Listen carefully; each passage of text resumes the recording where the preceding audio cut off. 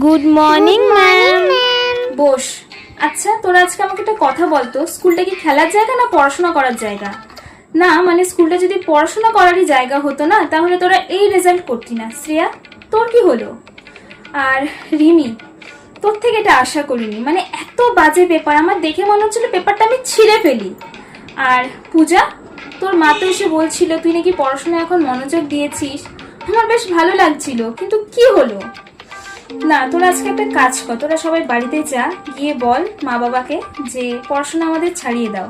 কারণ মা বাবার এতগুলো টাকা খরচ করার থেকে, ওরা কষ্ট করে তোদেরকে পড়াচ্ছে, সে টাকাগুলো নষ্ট করার থেকে তোরা পড়াশোনা বরং ছেড়ে দে। কারণ এরকম পড়াশোনা করে কোনো লাভ নেই।